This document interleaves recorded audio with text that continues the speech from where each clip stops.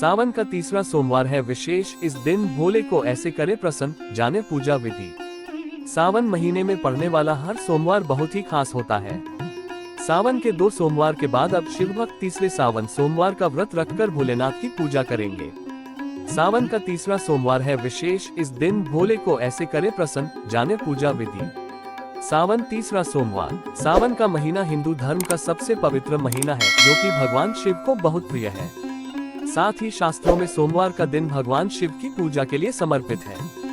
यही कारण है कि सावन में पड़ने वाले सोमवार के दिन का महत्व काफी बढ़ जाता है।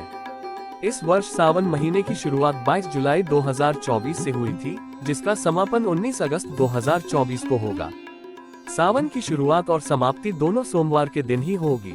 ऐसे में इस बार सावन में कुल 5 सोमवार व्रत रखे जाएंगे। अब तक 2 सावन सोमवार व्रत पूर्ण हो चुके हैं और 5 अगस्त को सावन का तीसरा सोमवार व्रत रखा जाएगा। शिव जी की कृपा पाने के लिए इस दिन आप व्रत पूजन कर सकते हैं। आइए जानते हैं सावन का तीसरा सोमवार व्रत की पूजा विधि, भोग, मंत्र और व्रत कथा के बारे में। तीसरा सावन सोमवार मुहूर्त। सावन महीने का तीसरा सोमवार व्रत 5 जुलाई 2024 को रखा जाएगा। ये सावन शुक्ल पक्ष की प्रतिपदा तिथि रहेगी। प्रतिपदा तिथि शाम 6:03 तक रहेगी, फिर द्वितीय तिथि लग जाएगी। इस दिन व्यतिपात और वरियान योग भी रहेगा। साथ ही आश्लेषा और मघा नक्षत्र भी रहेगा। सावन के तीसरे सोमवार में इस तरह करें पूजा। सावन के तीसरे सोमवार के दिन सुबह जल्दी उठकर स्नान करें और साफ कपड़े पहन लें। फिर भगवान शिव का ध्यान करते हुए व्रत का संकल्प लें। आप शिव मंदिर जाकर या घर पर भी सावन सोमवार की पूजा कर सकते हैं। पूजा के लिए आप सबसे पहले शिव जी का अभिषेक करें। इसके बाद भगवान को सफेद चंदन का तिलक जलाएं, फूल, फल और मिष्ठान का भोग लगाकर धूप दीप जलाएं और फिर शिव मंत्रों का जाप करें। पूजा में धतूरा, बेलपत्र और भांग जरूर अर्पित करें। सावन सोमवार की व्रत कथा पढ़ें और आखिर में भगवान शिव की आरती करें। सावन सोमवार पर पूरे दिन व्रत रखें या फलाहार रहें। कब है सावन 2024 का तीसरा सोमवार शुभ मुहूर्त? सावन 2024 का तीसरा सोमवार 5 अगस्त को है। इस दिन सावन शुक्ल पक्ष की प्रतिपदा तिथि रहेगी। इस तिथि के स्वामी अग्निदेव हैं। इस दिन सौम्य नाम का शुभ योग भी रहेगा, जिसके चलते इस सोमवार का महत्व और भी बढ़ गया है। साथ ही इस सोमवार को चंद्रमा अपनी स्वराशि कर्क में रहेगा। चंद्रमा की ये स्थिति भी शुभ फल देने वाली है। ये है पूजा के शुभ मुहूर्त। सुबह 6:03 से 7:40 तक, सुबह 9:18 से 10:55 तक, दोपहर 12:06 से 12:58 तक, दोपहर 2:10 से 3:47 तक, शाम 5:24 से 7:02 तक। इस विधि से करें शिव जी की पूजा। 4 अगस्त सोमवार को सुबह जल्दी उठकर नहाने के बाद व्रत पूजा का संकल्प लें। घर पर या किसी शिव मंदिर में जाकर शिवलिंग का शुद्ध पानी से अभिषेक करें। इसके बाद गाय के दूध से अभिषेक कर फिर से एक बार साफ जल चढ़ाएं। शिवलिंग के सामने दीपक जलाएं। चंदन से तिलक करें और फूलों की माला पहनाएं। गंध, रोली, मौली, बिल्वपत्र, धतूरा, भांग आदि चीजें भी महादेव को अर्पित करें।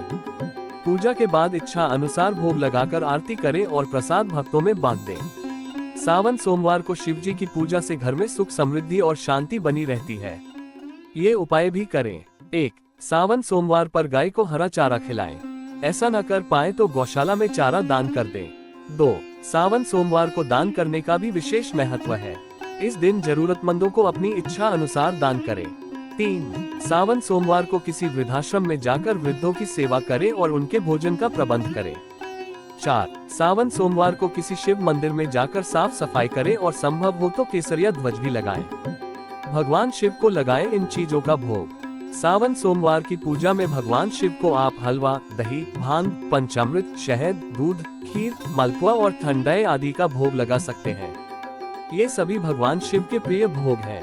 भोग लगाते समय इस मंत्र का जाप करें, त्वदीयम वस्तु गोविंद तुभ्यमेव समर्पे, ग्रहान सम्मुखो भूत्वा प्रसीद परमेश्वर। इन मंत्रों का करें जाप। ओम नमः शिवाय। ओम त्र्यंबकम यजामहे सुगंधि पुष्टिवर्धनम, उर्वारुकमिव बंधनान् मृत्युमुक्षीय मामृतात्। ओम नमो भगवते रुद्राय। ओम तत्पुरुषाय विद्महे महादेवाय धीमहि तन्नो रुद्रः प्रचोदयात्। सावन सोमवार की व्रत कथा। सावन सोमवार के दिन पूजा करने और व्रत रखने वालों को इससे संबंधित व्रत कथा जरूर पढ़नी चाहिए। व्रत कथा पढ़े या सुने बिना व्रत संपन्न नहीं माना जाता है। आइए जानते हैं सावन सोमवार से जुड़ी व्रत कथा। पौराणिक कथा के अनुसार किसी नगर में एक साहूकार रहता था। उसे धन की कोई कमी नहीं थी, लेकिन कमी थी तो केवल संतान की। साहूकार भगवान शिव का भक्त था और प्रतिदिन उनका पूजन करता था।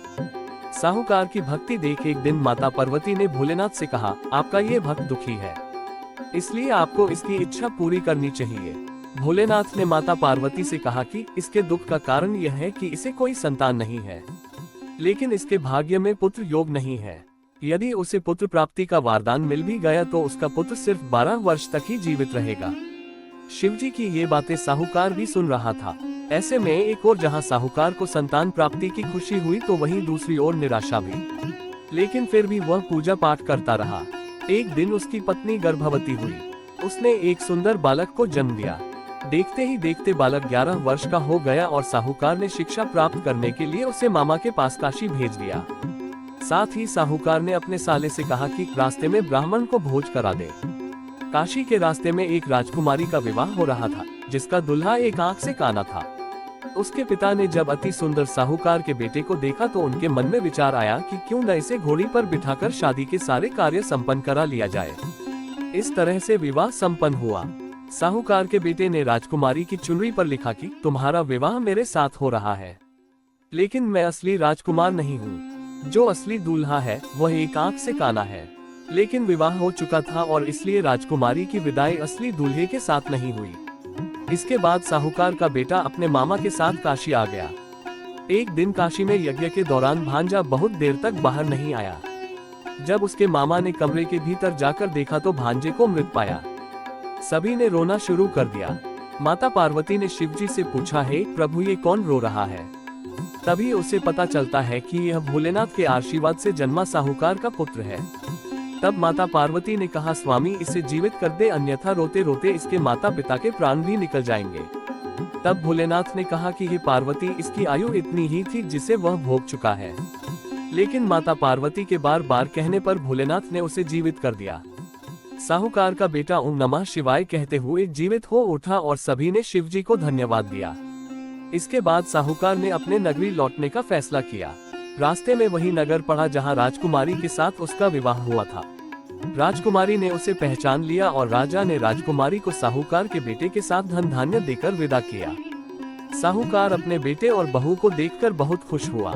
उसी रात साहूकार को सपने में शिवजी ने दर्शन देते हुए कहा कि तुम्हारी पूजा से मैं प्रसन्न हुआ, इसलिए तुम्हारे बेटे को दोबारा जीवन मिला है।